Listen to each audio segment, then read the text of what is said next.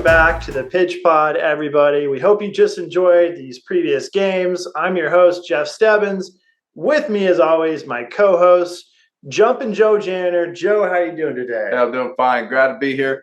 Jumping off the ship because I have no more picks in my brackets after today's contest. Not happening, but I'm glad to be here, Jeff. Thank you for having me. The captain has jumped ship. That's right.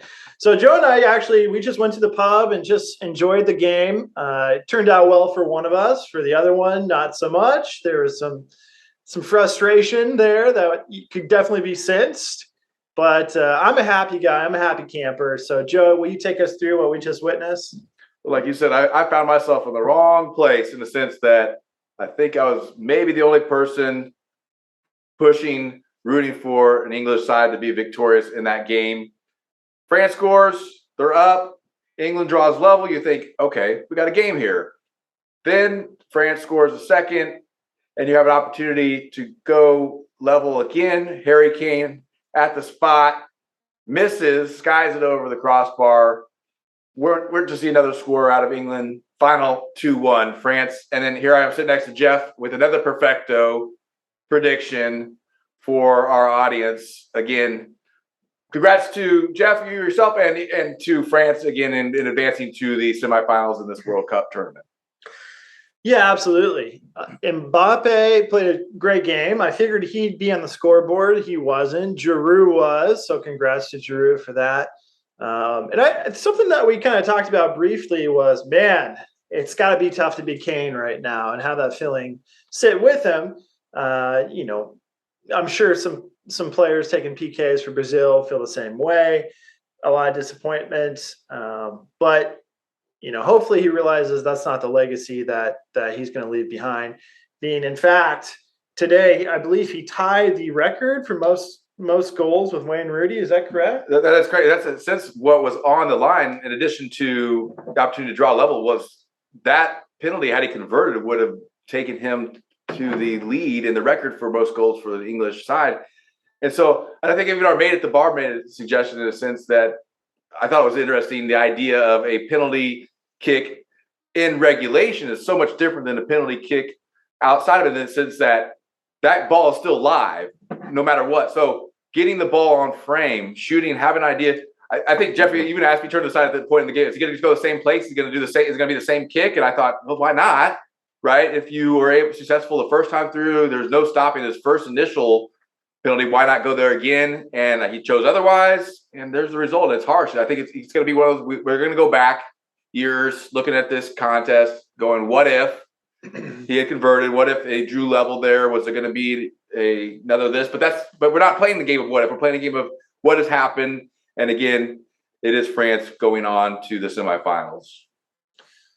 Yeah, absolutely. So France is moving on. Argentina is moving on. We should have some great games ahead of us. And the one that we've chosen to focus on, all of the two upcoming matches, we're both expecting great things out of both of them. But the one that we decided to focus on was Argentina v. Croatia.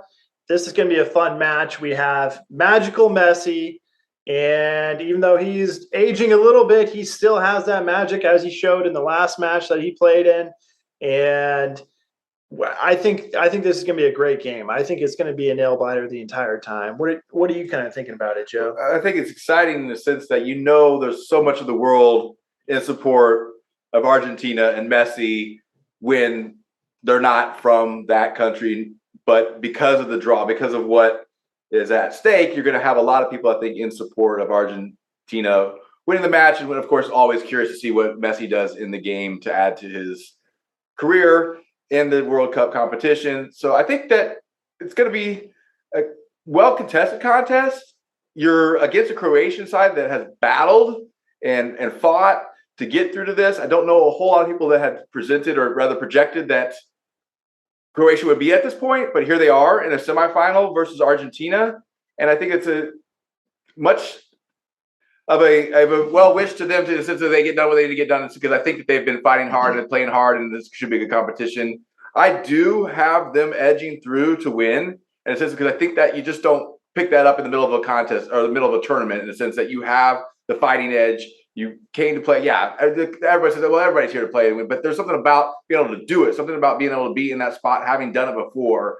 And I think that they can neutralize an Argentinian side's attack. You saw in a previous contest when Argentina doesn't put themselves out to attack, they're susceptible to being scored upon relatively easy in certain aspects. So I think that's where Croatia has a little bit upper advantage. One, their competitive nature, and two, their ability to take on an Argentinian side that, when they don't have the ball, don't have much to present as far as the defense. So I have Croatia coming out victorious in this one, 2-1. Okay, Joe going with the underdog, Croatia. A lot of people didn't even think Croatia would get to this point. The teams that they got through to get here, it's astounding to think about, right? Absolutely. With the most recent win coming off of Brazil, I don't think anyone saw that coming, and that came down to PKs. If you had a chance to see it, Croatia's goalkeeper stepped up, had a great game, and that made the difference at the end of the day. So my prediction for this game, I believe that Messi still has a little bit of magic left in him. I think it's a solid Argentina team with Messi up top. I do think Croatia is coming into it, and they're going to be with a fighter mentality. However, I think that Argentina has such a talented team that I can't go against them. I have them going far in my bracket for a reason. So I'm going to give the nod to Argentina. I think that they're going to come out of this 2-1. So here, well, again, another reversal of predictions, another reversal of results. We knew how that went last time.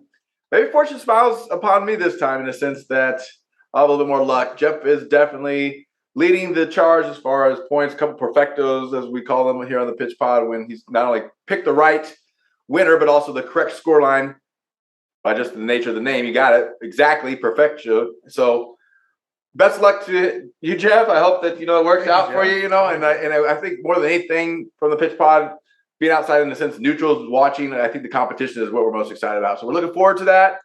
Hope to hear from y'all. If you have any questions, comments, anything you'd like to suggest, please do. Jeff? Absolutely. Yeah. As always, thank you. Please like, subscribe, and keep pitching out there, everyone.